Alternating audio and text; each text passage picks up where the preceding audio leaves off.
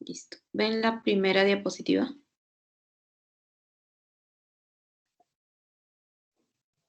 Es una tabla, ¿la ven?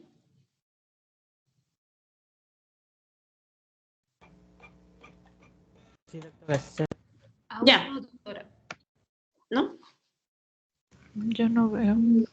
Se ve la parte que dice anatomía, doctora, la primera diapositiva. Ya, a lo mejor que no corre a veces la... Bueno, ahí sí ven. Sí. Ahora sí, paciente. Mejor lo dejo ahí. Está bien. Entonces, recordemos que la vía respiratoria, lo que vamos a estar estudiando ahora va a ser la vía aérea inferior, lo que está atrás de las cuerdas vocales, en adelante. Entonces, la vía aérea inferior va a tener zonas que solo van a conducir el aire y zonas que van a poder hacer el intercambio.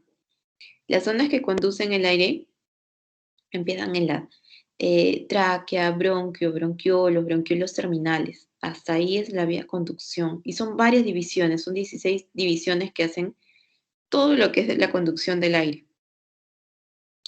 Pero ya empieza una zona que va a haber de intercambio gaseoso. Y esto va a ser a partir de los bronquiolos respiratorios. A partir de la división 19 hasta la división 23. Ya, esta parte sí es de intercambio gaseoso. Hay que recordar también que la vía aérea empieza por la vía aérea inferior empieza por la tráquea y tiene un diámetro de 25 milímetros. Pero ni bien se va dividiendo, empieza con los bronquios principales, el bronquio lobar, segmentarios, y se va dividiendo hasta los alvéolos, vemos que va aumentando en número, ¿ya? No tenemos uno solo, sino tenemos muchísimos más. Pero los diámetros van disminuyendo, se van haciendo más pequeños, más pequeños. Sin embargo, el área transversal va aumentando. Y esto tiene que ser así porque si no, habría muy poca zona de hacer intercambio gaseoso, ¿ya? Esto es bien importante. Es decir, yo desde la tráquea hacia las divisiones hasta el alvéolo, va disminuyendo en tamaño, se va haciendo más chiquito. Es más, en las imágenes no deberían verse en la periferia del pulmón las vías respiratorias, porque son tan delgadas, como podrán ver acá. Sin embargo, aumentan en número, ¿no? Cubriendo mayor área transversal. Entonces recordemos que la tráquea viene desde el cricoides, que está a la altura de la vértebra C6, hasta la carina, que viene en la división de los bronquios derecho-izquierdo, que está a la altura de D5. Puede ir entre 18 y 22 anillos traqueales, dependiendo, ¿no? Si es mujer, si es varón.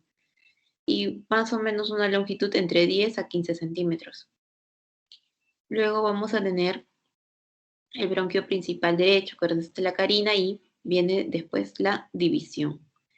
En la división es el bronquio derecho tiene una longitud de 25 milímetros, no tiene, es un ángulo, digamos, muy obtuso, es fácil de que acá se puedan aspirar secreciones, comida y objetos extraños.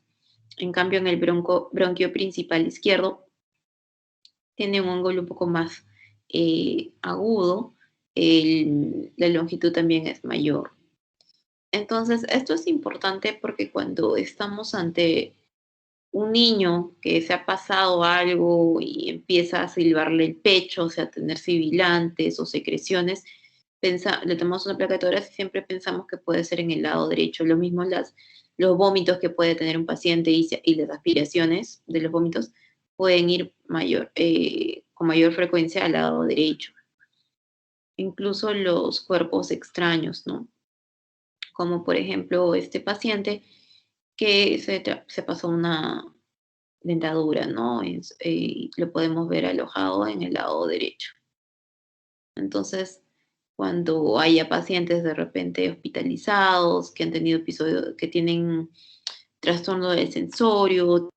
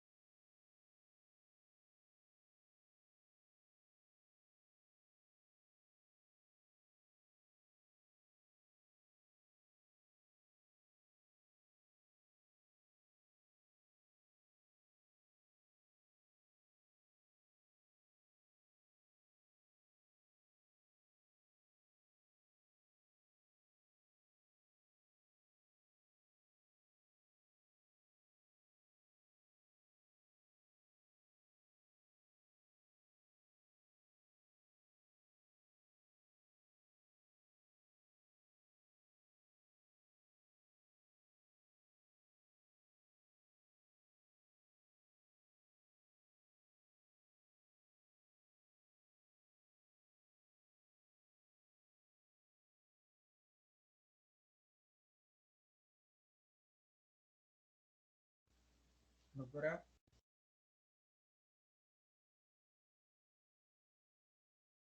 Doctora. No se le escucha, doctora.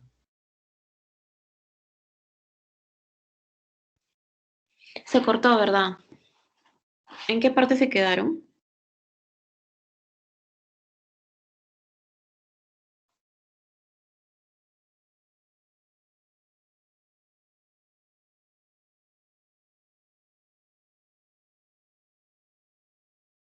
La radiografía, doctora.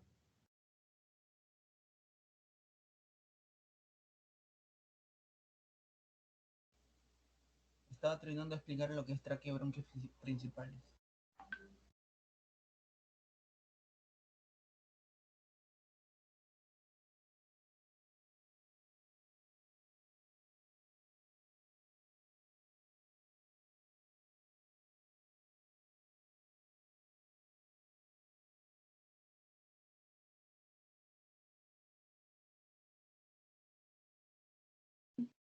Ya, ahora sí.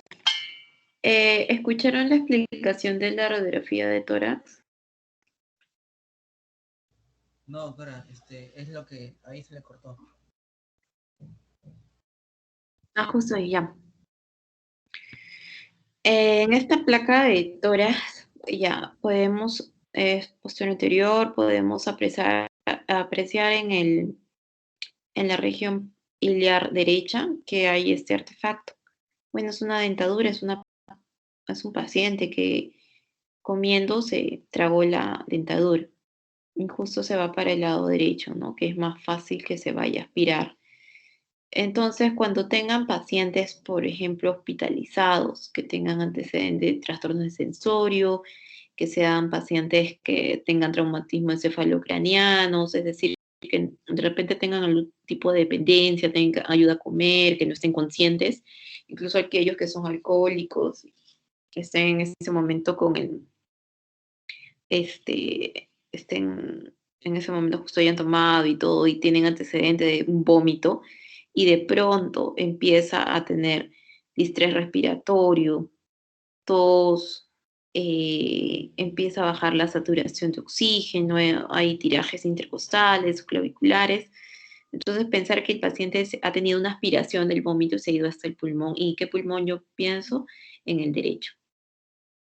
¿Ya? Sí, y me va a ayudar una plaquita de tórax. Bien, entonces eso es útil recordar. Recordar también que cuando estoy hablando de los pulmones, tanto derecho e izquierdo, tienen divisiones y estos se dividen en lóbulos. El derecho tiene 3 lóbulos, mientras que el izquierdo tiene 2. ¿Ya? Y los lóbulos también están subdivididos en segmentos. ¿Ya? En el caso de ustedes es importante por lo menos que sí o sí recuerden cuántos lóbulos tiene el derecho y el izquierdo y cuáles son. ¿Ya? Derecho, lóbulo superior, medio inferior, izquierdo, superior e inferior, ¿no? ¿Qué otra cosa es importante recordar en los pulmones? Acuérdense que hay un hilio y por este hilio que se ve en estas placas de tórax, que los pueden ver bien radio opaco, que incluso dicen, no, acá hay algo.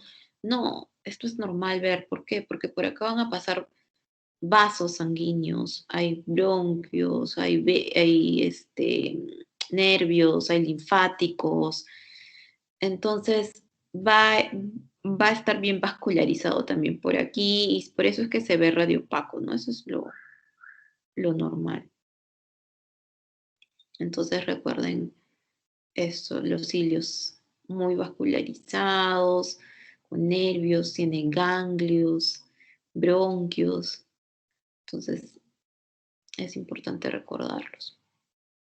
Bueno, acá les muestro esta tomografía de corte coronal, pulmón derecho, pulmón izquierdo, un paciente con COVID, cómo afecta el COVID por lóbulos, ¿no? Lóbulo superior, inferior, el del pulmón derecho. Vemos tanto el superior e inferior, también el izquierdo afectado, ¿no? Por eso es importante conocer los lóbulos de cada uno. Es muy importante recordar la arteria pulmonar, porque la arteria pulmonar que va a salir del ventrículo derecho hacia ambos pulmones va a ser una arteria que está no oxigenada. Recién va a irse a los pulmones para oxigenarse. Hace el intercambio gaseoso y vuelve a la aurícula izquierda como una vena pulmonar ya es oxigenada. Y esta arteria pulmonar no es como una arteria sistémica, porque ya les dije que no está oxigenada. Aparte tiene presiones muy bajas, no es como 120, 80 que le toman a la presión arterial del paciente en el brazo, no.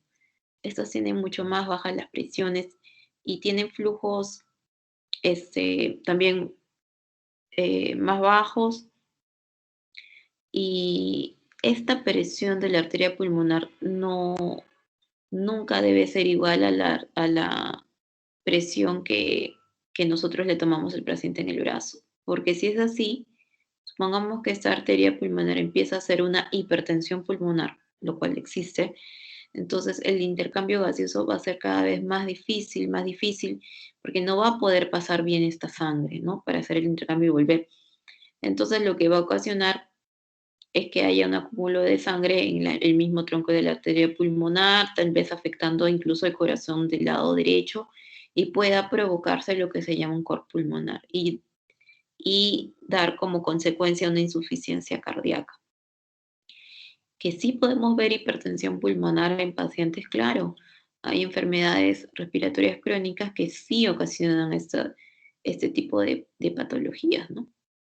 Bueno, acá para recordar que en el lado tenemos el tronco de la arteria pulmonar y tenemos una arteria pulmonar derecha e izquierda, y ambas se dividen en superiores e inferiores, ¿no? Lado derecho, la rama superior, está anterior y lateral al bronquio del lóbulo, el lóbulo superior derecho, rama inferior pasa lateral y posterior al bronquio del lóbulo inferior derecho. El lado izquierdo, las ramas superiores e inferiores de la arteria pulmonar izquierda son laterales y posteriores al bronquio correspondiente. ¿Ya? Bueno, de ahí seguimos con otra estructura que es muy importante, es el mediastino. Y es tan importante este mediastino que también hay que hacerle una división. Y de acuerdo a diferentes libros que ustedes vayan leyendo, van a encontrar que la clasificación del mediastino la división, mejor dicho, del mediastino puede variar. Hay clasificaciones, hay divisiones que te dicen hay un mediastino superior, anterior, medio y posterior. Pero la más utilizada, la más sencilla de aprender, es la que te dice Felson, que nos muestra un mediastino anterior, medio y posterior. Eso es más sencillo y es más fácil de aprender. Pero, ¿por qué tengo que tener esta división? Porque simplemente no lo llamo de mediastino todo. Porque el mediastino tiene muchísimos órganos adentro, muchas estructuras, y cada una puede tener diferente patología y ejercer diferentes síntomas por compresión por lo general. Entonces, cuando hay crecimiento de uno de estos órganos, de acuerdo al mediastino que está afectado, donde vemos el crecimiento de estos órganos, por ejemplo, podemos ir ya sacando una patología de base e ir orientando el diagnóstico. Cuando yo pienso en un mediastino que vaya a ser, por ejemplo, anterior, tengo que tener en mente que el mediastino anterior va a contener lo que es el timo, sus restos. ¿Por qué restos? Porque sabemos que conforme va creciendo la persona, este timo se va atrofiando. Hay grasa mediastínica, vasos mamarios internos, hay ganglios linfáticos, cadenas mediastínicas anteriores. En el mediastino medio tenemos el corazón, a los grandes vasos, tráquea y bronquios y ganglios linfáticos. El mediastino posterior podemos ver que vamos a tener el esófago, un conducto torácico, la aorta descendente, ganglios linfáticos y que están paravertebrales. Entonces, podemos ir viendo diferentes órganos que están en cada uno de los mediastinos. Ya, esto para que vayan viendo qué tipo de estructuras hay en cada uno. Vamos a tener también una clase solo de mediastino. Ahora, el aparato respiratorio, los pulmones son muy ricos en ganglios linfáticos. Son tantos ganglios que tienen que se han tenido que dividir en 14 grupos para poder clasificar a los ganglios linfáticos pulmonares, ¿ya? Porque si ven en esta imagen, tenemos ganglios en la tráquea, en los bronquios, en la aorta, por la arteria pulmonar, entonces, incluso intrapulmonares, ¿no? Entonces, ¿qué quiere decir? Que hay mucha conexión de drenaje linfático. Todo esto va al final drenar en el hilio pulmonar y luego se van a continuar hacia las cadenas linfáticas mediastínicas. Y por ejemplo, a nosotros nos importa esto bastante, primero, porque un cáncer de pulmón le gusta mucho los ganglios. Entonces, ni bien hay un cáncer de pulmón, esto empieza, como hay tantos ganglios, empieza a invadir ganglios. Y como es tan rico en ganglios, rápidamente hace metástasis, rápidamente las células malignas empiezan a invadir diferentes estructuras. Entonces, por eso un cáncer de pulmón hace metástasis muy, muy rápido, ¿no? Acá están los 14 grupos ganglionares, que los podemos ver aquí. No les pido que se los memoricen porque no es es el objetivo de que se memoricen las estaciones ganglionares, ¿no? Pero sí que vean que está que el aparato respiratorio está lleno de ganglios. Acá podemos ver más. Bien, otra estructura que les mencioné que estaba en el mediastino posterior y que es importante recordar es el conducto torácico, que empieza en la vértebra lumbar 2 y va a entrar al mediastino gracias a el hiato diafragmático, ¿no? Junto a la aorta van a ingresar. Y esta va a estar entre la aorta y la vena ácigos.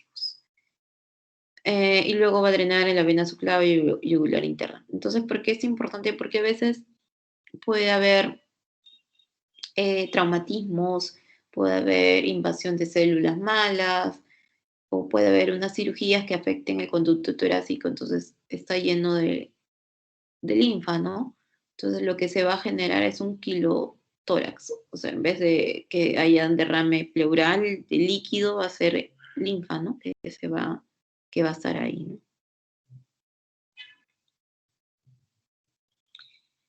¿Qué otra cosa es muy importante recordar? Son la capa pleural, que va a estar compuesta por una pleura visceral y una pleura parietal. Entre ellas va a haber la cavidad intrapleural. Esta cavidad, dicen, es virtual. Sí, si bien tiene muy, muy poquito líquido, pero tiene pero muy poquito, lo mínimo necesario para que haya un deslizamiento entre estas pleuras. Cuando el pulmón se expande, aumenta en tamaño y para aumentar de tamaño va a tener que haber un rozamiento entre pleuras. Pero para que no haya una fricción, estas necesitan algo de lubricación y esto se da gracias al líquido pleural, pero es mínimo.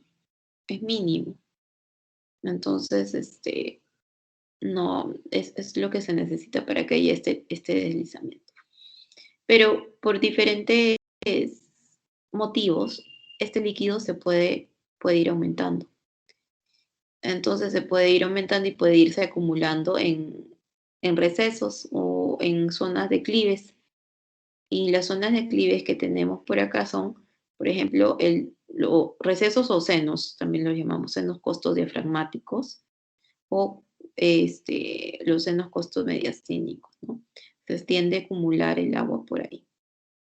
Y lo que se acumule dentro del líquido, dentro de la cavidad pleural, no solamente puede ser agua, puede ser pus, puede ser sangre, ¿ya? O puede ser linfa también, ¿no?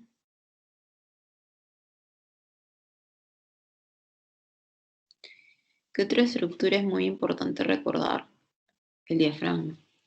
Gracias al diafragma, nosotros vamos a poder empezar la respiración, porque el diafragma, que va a estar inervado, miren por quién es el nervio frénico, el nervio frénico, mientras que el nervio diafragma va a poder descender y va a aplastar al abdomen. Una vez que hace esto, los pulmones se pueden expandir. Se expanden y llenan de aire, se llenan de aire y empieza a ver el intercambio gaseoso y luego ya vuelven a su tamaño normal, el diafragma vuelve a subir. Pero si este diafragma no baja, el pulmón no va a tener cómo aumentar de tamaño, no va a tener cómo hacer ingresar el aire.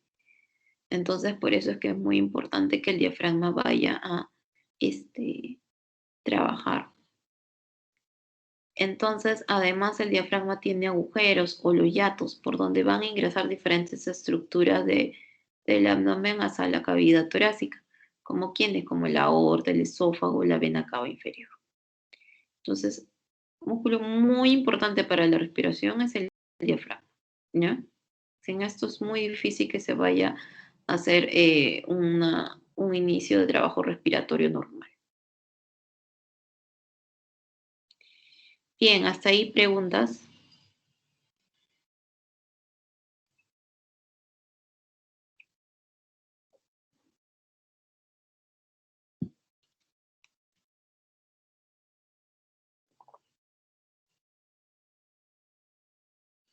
¿No hay preguntas? ¿Seguimos entonces?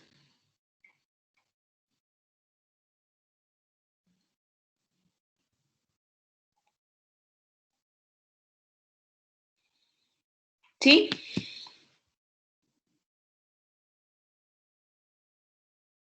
Hay que continuar, doctora. Ya. Entonces vamos a lo que es fisiología. Para fisiología recordamos que el aparato respiratorio tiene varias funciones. Entre ellas, y la más importante que deben recordar, son la ventilación y el intercambio gaseoso. Y es lo que vamos a ver. Vamos a ver primero ventilación. La ventilación va a tener dos fases, una inspiratoria y otra expiratoria.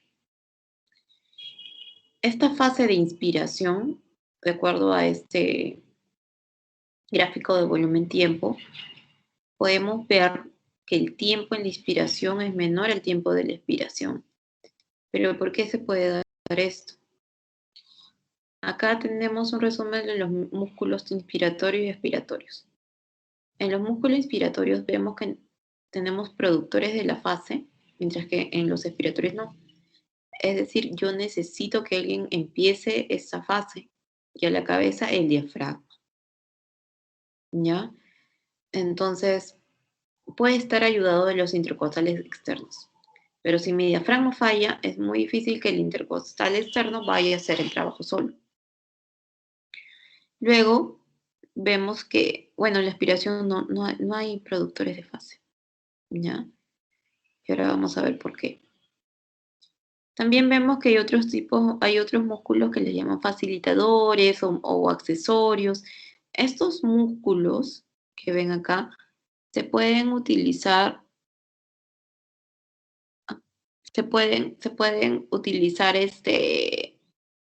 en caso el paciente tenga aumento de metabolismo, haya hecho ejercicio, esté en distrés respiratorio. Entonces es por eso que nosotros ya vemos, cuando estamos usando estos músculos, vemos tirajes y todo, ¿no? Son necesarios cuando se incrementa más la frecuencia respiratoria o hay un distrés. Y en cambio acá los músculos expiratorios solamente tenemos los facilitadores, que son los intercostales internos, diferente. Estos son los internos y acá están los externos. Bien, seguimos. Entonces, vamos a seguir. Bien. Entonces, ¿cómo se genera la entrada de aire para hacer el intercambio en el pulmón? Para eso hay que recordar la ley de Boyle-Marret que nos dice que mientras que haya una temperatura constante, la presión es inversamente proporcional al volumen. ¿Qué quiere decir esto? Nosotros estamos a nivel del mar y tenemos una presión atmosférica de 760. ¿Ya? Eso recuerden, a nivel del mar 760. Vemos, esta es una cavidad torácica, esta es el diafragma, cavidad abdominal.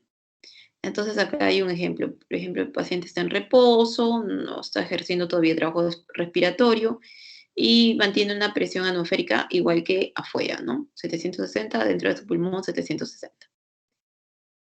Y un volumen X en reposo. Pero de pronto el diafragma va a empezar a bajar porque va a empezar el trabajo respiratorio. Si baja el diafragma, el volumen o el tamaño del pulmón va a aumentar. Y dijimos que el volumen es inversamente proporcional a la presión. Entonces la presión de aquí adentro va a bajar, bajó a 755. Aumentó el volumen, bajó la presión. Y acuérdense que las leyes de los gases dicen que los gases se mueven de donde hay mayor presión hacia donde hay menor presión. En la atmósfera está en 760, es mayor, entonces va a haber un movimiento de gases, un movimiento de aire que va a ingresar a los pulmones. ¿Ya? Y es así como ingresa ya y se inicia la inspiración. Esto es un gráfico para que vean cuando hay inspiración, hay una dilatación de las vías respiratorias intratorácicas, mientras que las extratorácicas tiende al colapso. Y lo opuesto en la expiración. Luego, recordemos un poquito de lo que estábamos hablando de la cavidad pleural. La cavidad pleural, que entre la pleura visceral y la pleura parietal, tiene un mínimo de líquido. Pero además mantiene una presión negativa. ¿Y esto por qué? Porque gracias a esta presión negativa mantiene a los pulmones en expansión. Si se pierde esa presión negativa, lo que va a hacer es generar un colapso del pulmón, porque el pulmón normalmente tiende a colapsar. ¿Ya? Y ahora vemos otro concepto muy importante, ese que dice acá, la distensibilidad. ¿Qué quiere decir? Quiere decir que el pulmón, yo le puedo ejercer una presión para que cambie de volumen. Una presión para que aumente el volumen. Y gracias a esta presión, como aumenta de volumen, hay un cambio. Hay un cambio en el tamaño del pulmón, en el aumento de volumen, ¿no? Gracias a la presión que yo ejerzo. Ya. Entonces, hasta ahí es lo de la inspiración. O sea, ya sé que tiene que bajar el diafragma, entonces tiene que aumentar el volumen del pulmón, bajar la presión pulmonar para que ingrese el aire. Está bien. Hasta ahí estoy en la inspiración. Pero me dijeron que la expiración demoraba un poco más en tiempo, ¿no? Y esto es la explicación, gracias a una propiedad del pulmón, de la elasticidad pulmonar, que es la propiedad que tiene un cuerpo a recobrar su posición original una vez que desaparezca la fuerza que lo ha deformado previamente, ¿no? O es un retroceso elástico, mejor dicho. Entonces, todo esto quiere decir que la expiración es un trabajo pasivo, no está en sí usando ningún músculo, solamente se está dando por propiedades del propio pulmón. Yo les dije que el pulmón tiende a colapsarse.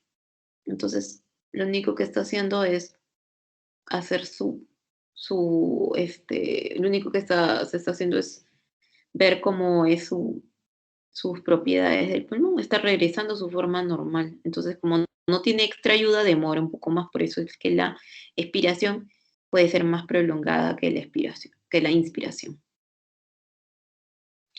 Eso es lo que me dice con todo lo que les he dicho. Acuérdense que la presión alrededor del pulmón, o sea, de la cavidad intrapleural, es negativa siempre.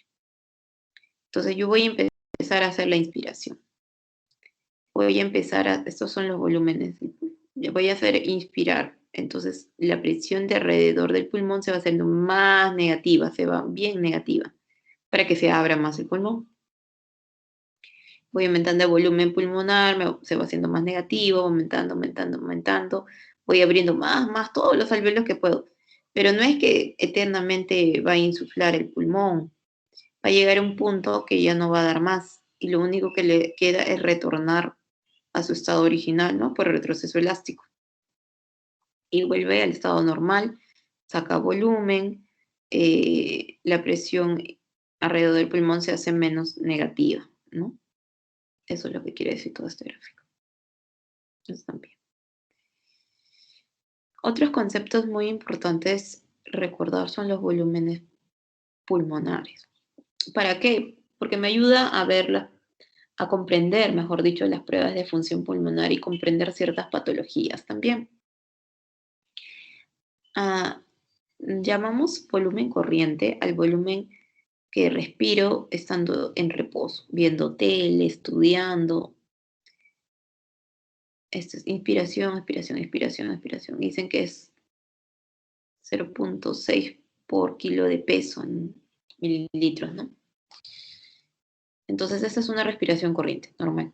Pero, ¿qué pasa si de una expiración normal digo, ya boté todo el aire que tengo, quiero tomar más aire, tomo un extra más?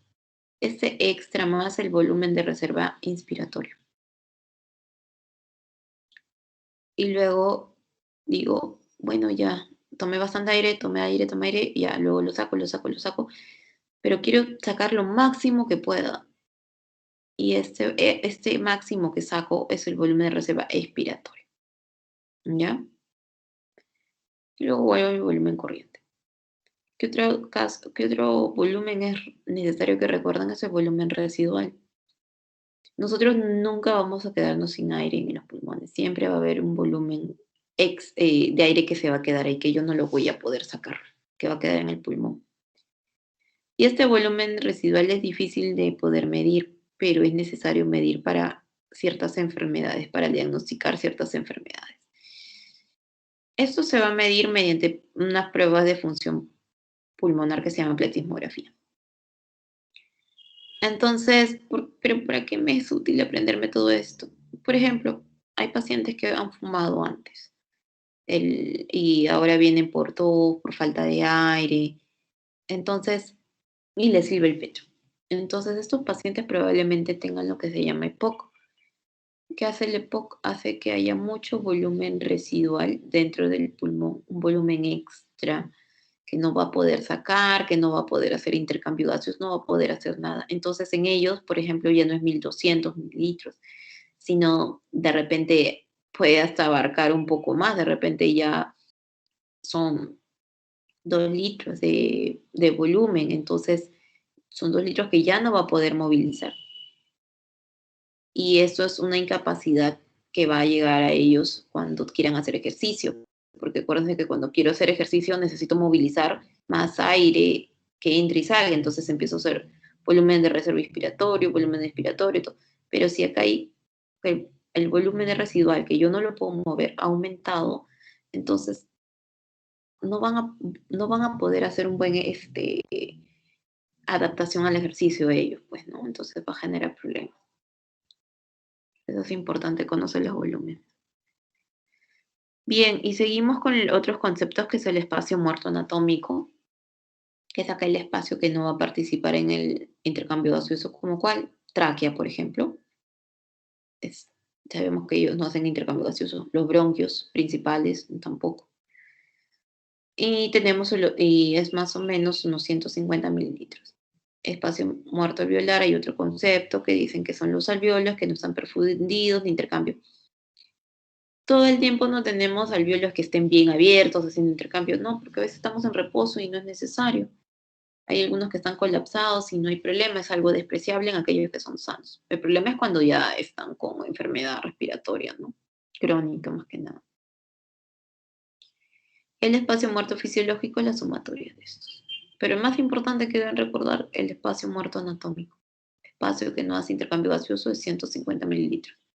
Como que tráquea, bronquios, por ejemplo, bronquiolos, todo menos el bronquiolo respiratorio, ¿no? Bien, entonces pasando ya a la ventilación, vamos a lo que es la difusión. Entonces, cuando yo inspiro, voy a inspirar aire, pero este aire no solamente tiene oxígeno, sino tiene muchos gases, pero es mínima su concentración. Pero el más importante es el oxígeno. Y dentro de este aire, el oxígeno tiene un 21%. ¿Ya? Entonces, si yo quiero saber cuál es la presión parcial superficial del oxígeno en el aire, tengo que multiplicar la fracción del oxígeno, que es 0.21, por la presión atmosférica, que nosotros seríamos 760. Bien, ahora, ¿por qué esto es importante recordar? Así yo me vaya a la altura, sabemos a que más altura hay menos presión atmosférica, ¿ya? Pero la presión del oxígeno, fracción del oxígeno en el aire no varía. Siempre es 21%, así me vaya a Everest, a Bogotá o me queda a nivel del mar, siempre es 21%. Y si se dan cuenta, por la fórmula que les comenté, vemos que si yo multiplico la presión atmosférica, que es la que varía de acuerdo a la altura, por la concentración de oxígeno que no varía, vemos que la presión de oxígeno en el aire va disminuyendo conforme la presión atmosférica disminuye. Es decir, si yo estoy acá en el Everest, voy a tener menos presión de oxígeno en el aire, por lo tanto me va a ser difícil poder hacer el intercambio gaseoso, a pesar que yo esté inspirando oxígeno el 21%, ¿ya? Pero es por el problema de la presión atmosférica. Entonces yo tomo el aire, entra por la vía nasal, que es lo normal. ¿Por qué? Porque va a generarse un calorcito, va a humedecer el aire, entonces es necesario tomar aire por las fosas nasales, ¿no? Y se va a generar algo que se llama vapor de agua, que es lo normal. ¿Ya? Lo caliente el aire, lo humedece un poco y luego va bajando hasta los alvéolos. Y esto genera cambios en la presión que llega de oxígeno que llega hasta los alvéolos.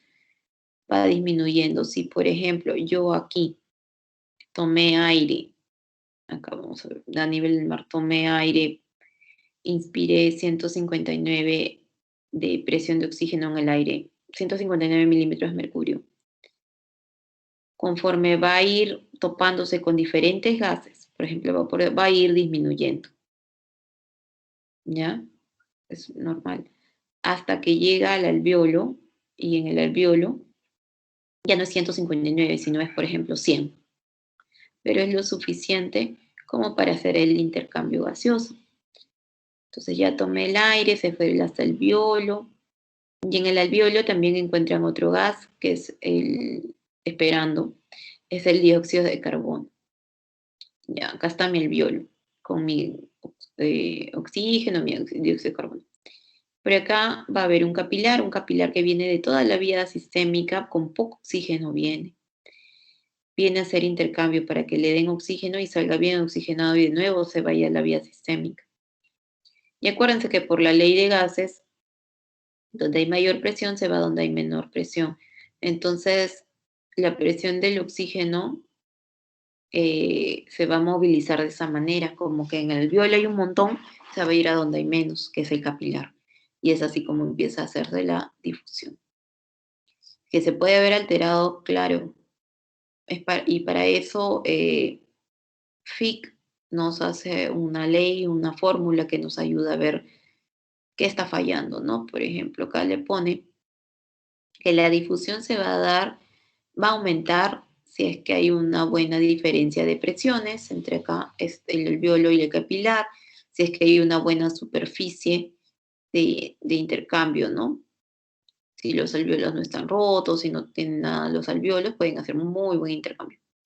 Pero va a disminuir si es que el espesor es mayor. El espesor de que puede ser de la membrana alveolar, del intersticio, de la membrana capilar. Si alguno de estos aumenta, va a ser muy difícil que se haga una difusión. O se va a hacer, pero poco, va a disminuir. Entonces, otros conceptos que tienen que recordar es que lo ideal es que siempre hay un alvéolo bien ventilado y que pase por acá un capilar sin obstrucciones. pero a veces no se da esto siempre, a veces hay desequilibrios de ventilación-perfusión. Por ejemplo, por acá estoy acá en la vía aérea y de pronto encuentro este tapón de moco, no pasa el aire, pero hay una buena perfusión, ¿no? Entonces, el problema es la ventilación. O de repente hay una buena ventilación, pero no hay capilar que pase, porque de repente hay un trombo acá obstruyendo. Entonces hay un desequilibrio ventilación-perfusión. ¿Qué otro concepto es importante recordar? Es la gradiente o la diferencia de presiones del alveolo y el capilar. ¿Qué diferencia de presiones? Acá está. La presión alveolar está de oxígeno menos la presión del oxígeno. Esta diferencia debe ser hasta 10 milímetros de mercurio, no en una persona que está sana, pero a veces en pacientes hospitalizados esto aumenta hasta 30, 15, y si es más, bueno, es que quiere decir que no está haciendo ya intercambio gaseoso, pues no hay algo que está obstruyendo aquí. Pero hay que recordar que no toda la sangre va a hacer intercambio, van a haber cortocircuitos que se van a pasar de largo y no hacen intercambio y se van a la vía sistémica. Pero una persona sana esto es normal entre nosotros porque tenemos ciertos vasos que no van a hacer este cortocircuito. Ahorita vamos a ver cuáles. Bien, entonces vamos a hablar un poquito de lo que es a qué llamo hipoxemia e insuficiencia respiratoria. La presión parcial del oxígeno que hemos estado hablando, que necesitamos una buena presión parcial del oxígeno para que pueda haber un buen intercambio, todo eso. Si esta presión baja menos de 80, lo normal es que esté más de 80. Pero si es que bajara menos de 80, yo le puedo decir que es una hipoxemia. Y si es menos de 60, digo que es una insuficiencia respiratoria. Pero se darán cuenta que para hacer estos tipos de diagnósticos yo necesito una gasometría, un análisis de gases arteriales. No lo voy a poder hacer con exactitud si es que lo hago con un pulso oxímetro o con un oxímetro, ¿no? Estos son algunos los valores que puedo encontrar yo en la gasometría. Probablemente lo hayan visto algo en renal. Pero como vemos la presión parcial del oxígeno, ¿a qué me refiero con presión parcial del oxígeno? A presión parcial del oxígeno me refiero al oxígeno que está en la sangre arterial. En una arteria oxigenada debe ser más de 80. Si es menos, digo hipoxemia. Y si es menos de 60, digo insuficiencia respiratoria. Puedo tener grados y hay diferentes clasificaciones. Acá les traigo una clasificación. Pero para que se genere toda esta disminución de la presión parcial del oxígeno, hay varias causas, entonces es difícil a veces clasificar por las causas, entonces vamos a hacerlo por mecanismos de fisiopatología, ¿no? Y acá hay 5 mecanismos de fisiopatología que te puede dar hipoxemia, que te puede llevar a una insuficiencia respiratoria. Entonces, perdón. El primer mecanismo vamos a ver que puede ser por disminución de la presión inspirada del oxígeno. ¿Y estos en qué casos me van a pasar? ¿Se acuerdan que les hablé del caso de que si yo me voy a altura, voy a tener problemas en la respiración porque mi presión del oxígeno no va a ser la misma a pesar que esté en el aire el 21% yo de oxígeno inspirando? ¿Pero por qué? Bueno, es porque había un cambio en la presión atmosférica. El problema era que la presión atmosférica disminuía. Y es ahí el problema, ¿no? No es que yo inspire, vamos a ver acá el gráfico. El problema sería la presión atmosférica, porque mientras que yo me voy a altura, la presión atmosférica va bajando y la presión del oxígeno en el aire va disminuyendo por eso. pero si estoy a nivel del mar, no es así. Mi presión atmosférica es de 660 por 21 y me estoy consumiendo bien el oxígeno. Entonces, el primer mecanismo que yo puedo tener hipoxemia es por altura. Lo otro, ¿qué otro mecanismo? Por hiperventilación. En aquellos pacientes que tienen problemas en la caja torácica porque tienen problemas neuromusculares o porque tienen problemas de traumatismos encefalocranianos en el centro respiratorio, entonces no ventilan bien, o tienen problemas,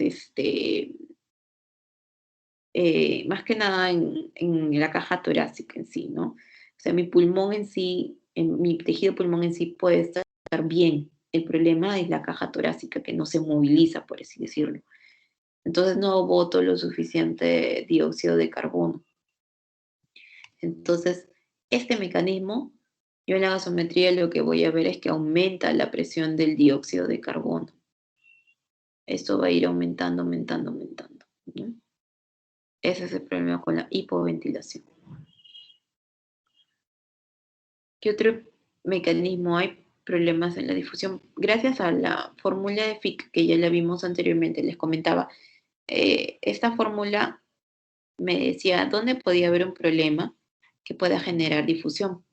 A lo mejor hay un problema en el epitelio alveolar, a lo mejor hay un problema en el espacio intersticial o en el endotelio capilar. Y todo esto me puede generar disminución de la difusión. ¿Ya? Por ejemplo, ¿cuál? Por ejemplo, en el alveolo, ¿qué me puede generar? De repente mi alveolo está lleno de agua, o de repente lleno de sangre, o lleno de pus. Entonces, para que cruce todo esto, los gases es difícil y demora, o tal vez ya no lo hagan. O de repente el problema no está en el alveolo, sino está un poco más arriba, en la vía aérea, antes del alveolo, entonces no entre el aire y el alveolo empieza a colapsar. ¿Ya? O de repente lo que ha pasado es que hay una destrucción de la membrana alveolar y no hay, como dice acá, no hay tabiques alveolares, no hay esta división y ya es una membrana anormal y no hace un buen intercambio. O de repente el problema no es el alveolo, ¿no? Ni la vía aérea, sino el problema es el intersticio, ¿no?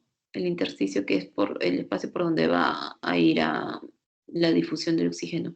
De repente hay algo, de repente está lleno de agua, de sangre, de células, células inflamatorias, pus, entonces genera acá un retraso en la difusión. O de repente hay un problema en la membrana capilar que tampoco me ayuda a hacer un buen intercambio, ¿no? Y los desequilibrios, ventilación, perfusión, que ya los habíamos estado diciendo, que de repente son muy buen ventilado el alveolo, pero el problema es la sangre que no pasa, no pasa bien y no hay intercambio. O de repente pasa, pero no hay una buena ventilación. Entonces habíamos dicho que no todos, vamos a ver, no todos los capilares van a pasar para hacer el intercambio. Hay ciertos vasos que no lo van a hacer y eso se llama un shunt anatómico, pero es despreciable, es decir, no me va a afectar mi actividad diaria, ¿ya? Porque somos personas que estamos sanas y no hay problema, como quienes las venas de Tebesio o las arterias bronquiales. Entonces, no hay mayor problema, ¿no? Pero es un shunt anatómico.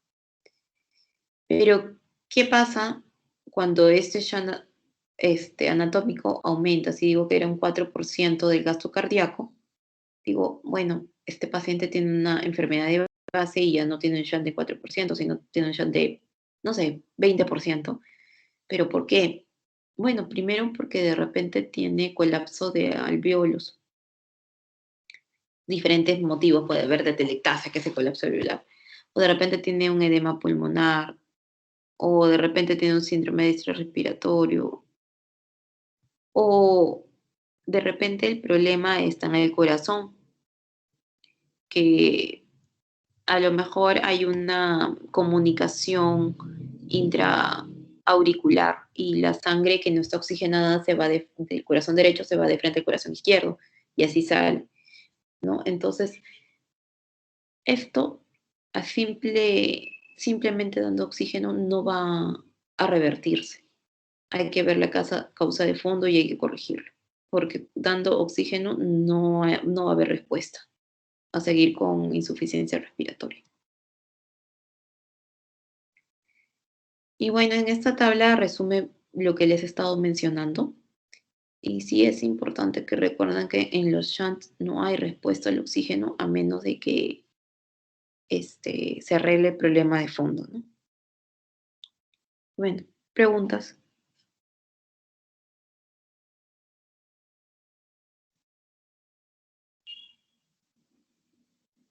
Doctora, buenas noches. ¿Qué tal? Buenas. Doctora, una pregunta. ¿Cuánto era el valor normal en el AGA de la presión parcial de oxígeno? Ah, ya. Vamos a ponértelo por si acaso. Son de referencia, a veces pueden cambiar un poquito. Vamos a ponerlo por acá.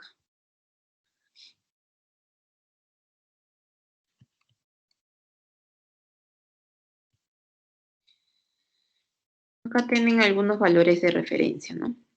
Pueden ir variando de libro en libro, pero más o menos esos son los valores de referencia. Algunos libros lo pueden encontrar como presión parcial del oxígeno acá hay más de 90, más de 95, pero no, o sea, en general más de 80. Y doctora, esa presión parcial de oxígeno es el que va a hacer el intercambio gaseoso con la presión parcial de las vías aéreas, ¿cierto? Que más o menos es 100, ¿cierto? Acuérdate, no, esto, gasometría, yo estoy hablando de análisis gases arteriales, ¿ah? Arteriales. Lo estoy sacando en el brazo, de una arteria. Entonces, recién va a empezar a dar su oxígeno. Ok. Ya. Porque para medir exactamente cuánto tiene capilar, eso no, o sea, eso está en el pulmón, no. Acá ya hizo intercambio y acá ahorita ya estoy en una arteria periférica. Doctora, esa medición de hipoxemia menor a 80 es la presión a una arteria periférica, ¿no? Sí. Mm. Porque doctora, creo que había dado como que la gradiente alveolo capilar más o menos entre 5 o 10 y que no debía exceder eso. Pero esa es otra cosa. O sea, cuando yo hablo de, a ver,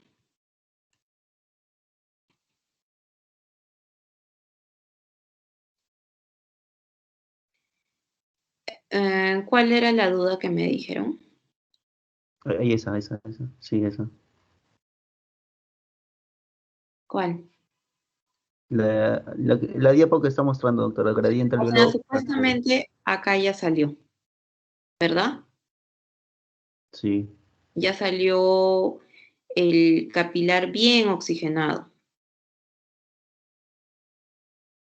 ¿sí? sí, Y se va a ir a la vía sistémica, así es. ¿no? Y yo le voy a tomar en la vía sistémica la gasometría. No, no es que, o sea, no es que acá dice 99 y yo voy a tener 99, o sea, me refiero a que son valores que son referenciales, pero claro, tiene que estar más de 80, ¿no? Esto está en el pulmón y se va a ir oxigenado a la vía sistémica. Y yo en la vía sistémica le encuentro la arteria, no sé, radial y le quiero sacar una gasometría y debería ser más de 80.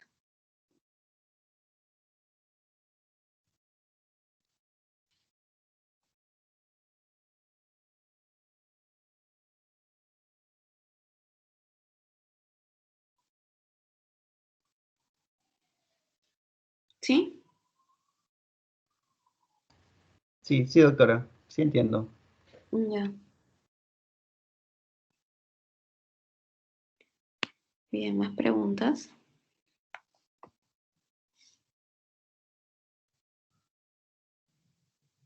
Doctora, ¿la insuficiencia respiratoria siempre se va a manifestar con una hipoxemia? ¿Siempre?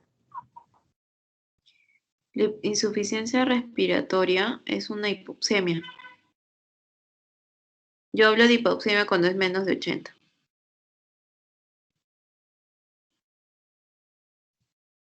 Ok. Doctora, el pulsímetro, ¿qué es lo que mide? Te da una idea de cuánto puede ser tu saturación de oxígeno, ¿no? Quiere correlacionar la presión parcial del oxígeno de manera parcial, ¿no? Pues se dice que si tu oxímetro te dice que está en 90%, esto equivale a una presión de oxígeno, parcial de oxígeno de 60.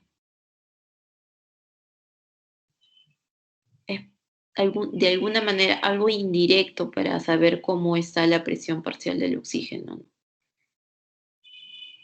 Lo más directo que se puede es hacer una gasometría, pero no siempre se va a hacer, ¿no? Entonces el oxímetro más o menos te orienta. Si el paciente está en un 90%, digo, está en 60 milímetros de, 60, sí, pues 60 miligramos de mercurio de presión parcial del oxígeno, ¿no? Está entrando en una insuficiencia respiratoria.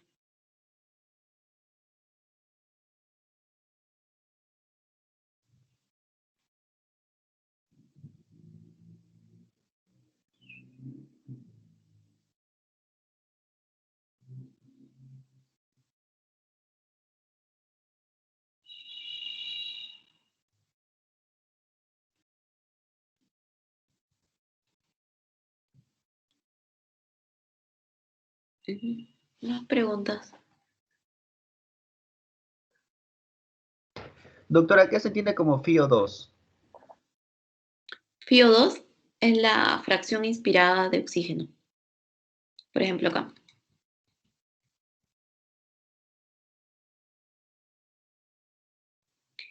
Mi fracción inspirada del oxígeno es 21%. A cualquier presión, ¿cierto, doctora? A cualquier presión atmosférica. Ajá, Ya. exacto. Cualquier presión atmosférica. O A sea, menos. de esa cualquier, Esto puede. ¿Cómo? de esa cualquier presión atmosférica en la que uno está expuesto, solamente inhalas el 21%, eso quiere decir, ¿no?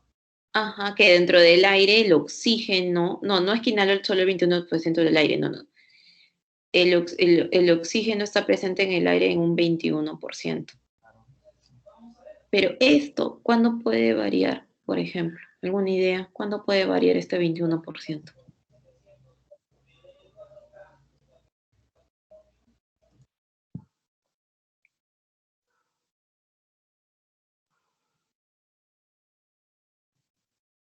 ¿En Nosotros altura, estamos. doctora?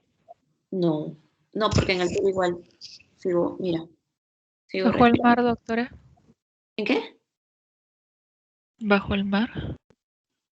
Mm, es cuando le pongo oxígeno al paciente, por ejemplo. Por cánula, le estoy dando un extra más de oxígeno, ya no está respirando una fracción fracción inspirada de oxígeno ya no es 21%, sino 24%, por ejemplo. Entonces, si yo estoy en un examen y me ponen un caso clínico y me dicen, paciente está respirando, está saturación de oxígeno 95% con fracción inspirada de oxígeno o un FiO2 de 35%, quiere decir que este paciente no está en aire ambiente como nosotros, o sea, tiene algo en la nariz, una máscara, lo que sea, que lo está ayudando a respirar un poco más de oxígeno, ya no 21, sino un 35%. ¿Sí me entienden? Sí, doctora. Entonces, Sí, doctora. yo le puedo dar oxígeno suplementario y esto va a variar. O en qué otros casos, por ejemplo, intoxicaciones por humos. incendios, el monóxido de carbono puede hacer que esta fracción de oxígeno, por el humo me refiero, ¿no? El paciente está en un incendio y este humo va a ser menos, va a hacer disminuir esta presión del oxígeno, perdón, fracción del oxígeno. Entonces ahí también puede disminuir esta fracción inspirada de oxígeno o que lo haga inspirar un humo venenoso, ¿no? Pero si no, siempre es un FiO2 del 21%.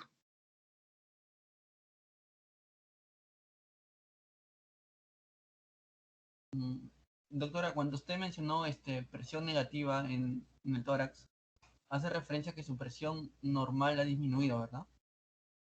Es una Presión negativa me refiero a, acá mejor, se ve mejor podría. La presión negativa es en el espacio intrapleural. A eso me estás refiriendo, ¿no? Sí. Ajá, siempre es negativa porque como tiene linfáticos y trata de que no se acumule líquido, entonces siempre está como que absorbiendo. Entonces siempre es negativa. Pero cuando se expande el pulmón se hace más negativa. Disminuye más. -10, -20, -30, porque trata de abrir el pulmón.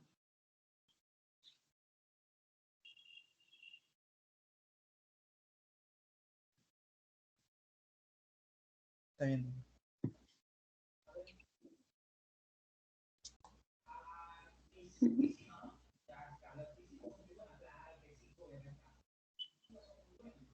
Entonces su presión empieza en -10, ¿no?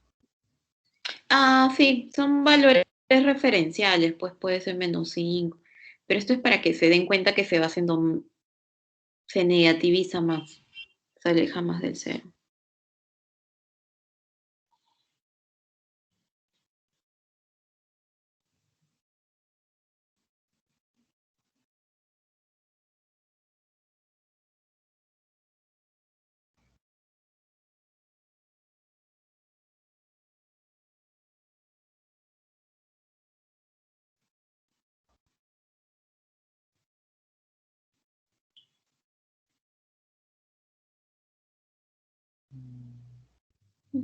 ¿Más preguntas?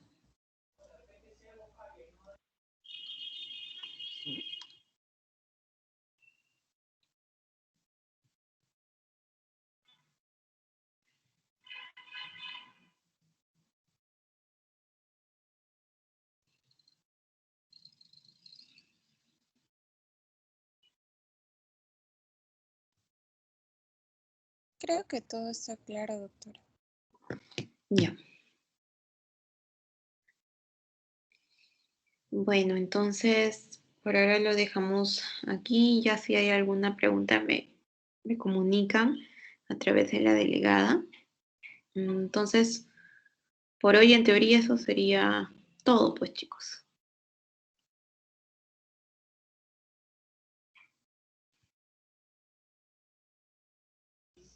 Gracias, doctora. Gracias. Gracias. Gracias, doctora. Gracias.